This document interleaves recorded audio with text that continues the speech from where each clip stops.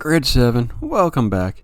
Gonna do a little bit about the NFL and their ratings problem. Start off with 3 articles here. Start off with one that was Thursday before the opening season game. And, of course, CNN Business, because, CNN is so accurate and not biased. No, they're saying NFL ratings problems are a distant memory. And they go on with flowery speech talking about how back in 2016 and 17, sluggish ratings. They said it was because of injured players and boring games. Trump blamed the ratings dip on players kneeling during the national anthem. That did have a fact. That was a factor. Sorry. And this guy right here does not want to admit it. They do not want to admit that hurt the ratings. Over the past 2 years, no, they did kind of distance themselves a little bit. And it goes on Thursday night, the embarks a new season as the defending champs. Kansas City Chiefs take on the Houston Texans. This season will be unlike any other, given that it's kicking off in the middle of a global pandemic and another heated presidential election. Even so, the league will likely see viewership increase yet again. I think that the interest in football, and particularly in the NFL, is heightened by the fact that we haven't had any football since the Super Bowl. None since the Super Bowl. Now, this is Ron Stein.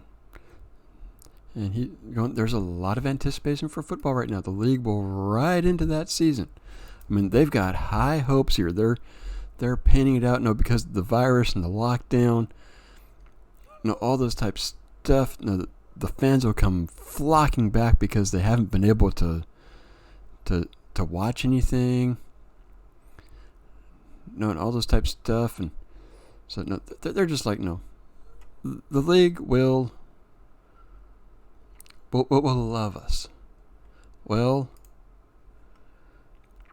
here we have NFL ratings. Sunday Night Football sees sharp decline in initial ratings.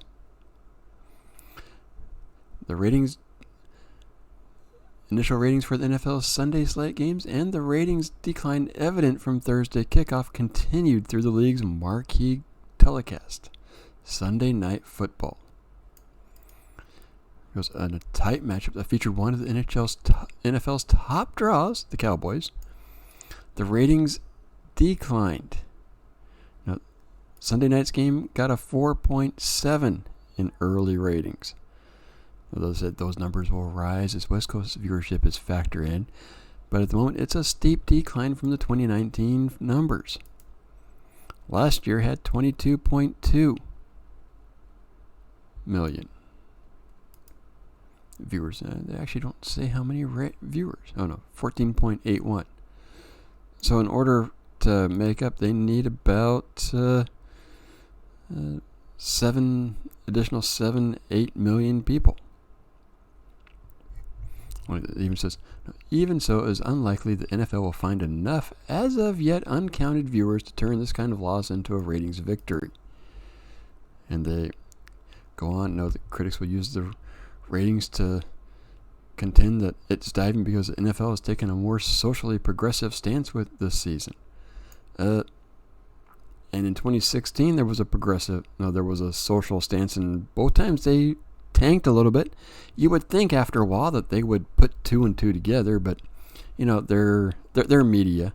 They can't do that. We'll need more data points before we can legitimately call this a trend. No, if saw just that last article. No, they were saying about how the virus and all that type of stuff. No, people will be flocking back. No, the preseason won't be a problem. And now they're saying lack of a preseason, overall audience dissatisfaction, or lack of interest in sports after the pandemic. Well, right here, lack of interest in sports after the pandemic.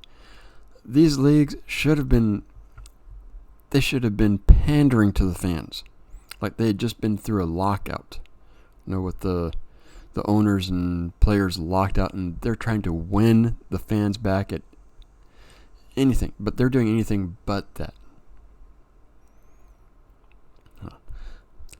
Expect the NFL to take a closer look at numbers and adjust its sales? Really? Sales? Oh, well, to account for which way the wind is blowing, but just sounds weird. And then we get to this last one right here, which shows how the Thursday night game actually did affect the media, the coverage. CBS gives clear directive to announcers on social justice coverage. Now, giving an answer what is happening on the field.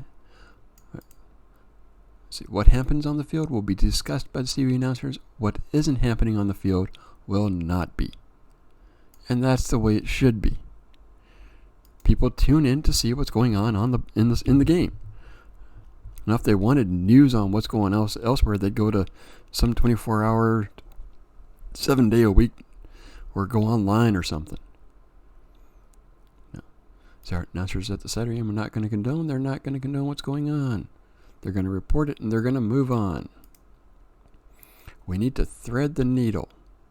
There's no needle to be thread. Just talk about the game. I mean, apparently during the Rams Cowboys games, they didn't do any of the social justice stuff that went on in the Kansas City Houston game. And there is get woke, go broke. It does happen. It is continuing to be true, and CBS and other type of things are taking notice. Heck, actually, if Get Woke, Go Broke didn't work, NBA would still be on strike. Now that they still won't be playing, but they found out not you do this, yeah. The money came back and went, you are playing, and that's why they're playing. So, what do you think about it? My thought is they need to be, the players, owners, league need to be acting like they're trying to woo the fans back, and they're not. They're trying to woo this audience that doesn't care while alienating diehard fans. And when you lose a diehard fan, it takes a while to get them back, if they ever come back. And NFL's shooting themselves in the foot. No, there is a thing, you are not too big to fall. The NFL is not too big to fall.